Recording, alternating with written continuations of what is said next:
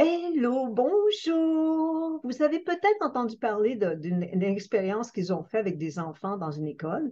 Alors, ils ont tout simplement dit à un enseignant, ces enfants-là dans votre classe, ils sont vraiment des génies. On a fait un test pour leur intelligence intellectuelle. Et puis, je ne sais pas comment dire ça. C'est juste le mot IQ qui me vient à la tête, mais vous me suivez. Et puis, ils disent aux enseignants que ces enfants-là, ces étudiants-là sont exceptionnels. Et les enseignants communiquent avec eux, interagissent avec eux de cette place, en les regardant, en, leur, en les interagissant avec eux comme ils sont exceptionnels. Et de ce fait, à la fin de l'année, ils sont vraiment exceptionnels pour ensuite que ceux qui ont fait l'expérience disent aux enseignants, non, non, ces enfants-là étaient tout simplement comme tous les autres enfants. Alors, tout cela pour dire que quand on tient, quand on interagit avec les gens en leur communiquant qu'on a de l'admiration, qu'on croit en leurs possibilités, qu'on trouve qu'ils sont extraordinaires. Quand on communique comme ça avec les gens ont la possibilité de devenir de cette façon.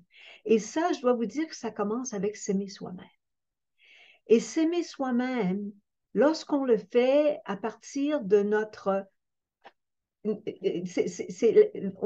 pense comment on s'aime à partir de notre ventre, de notre cerveau ici au niveau qu'est-ce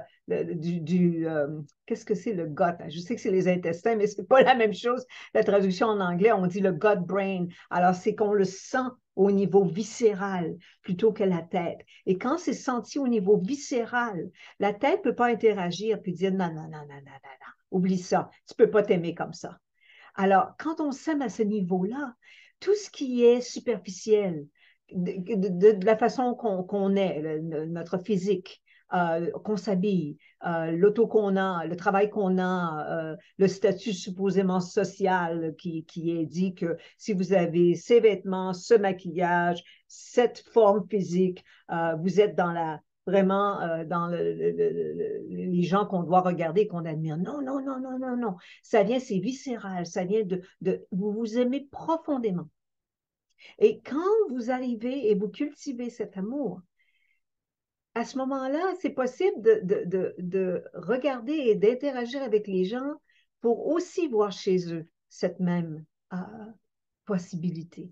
Et quand vous le faites, ces gens-là, ils reçoivent ce genre d'énergie qui fait qu'ils se sentent vraiment soutenus, supportés pour pour être une personne extraordinaire. Alors, je vous souhaite une bonne Saint-Valentin et avec beaucoup d'amour pour vous-même et pour tous les gens autour de vous. Imaginez comment le monde pourrait devenir si on aime plutôt que avoir la peur, si on aime plutôt que de douter, plutôt que de, je devrais dire, diminuer les gens autour de nous. On les aime. Il y a une belle chanson de Jean-Pierre Ferland là-dessus. Je vais essayer de la trouver. Je vais la trouver. Je vais la mettre dans la publication. Bonne Saint-Valentin!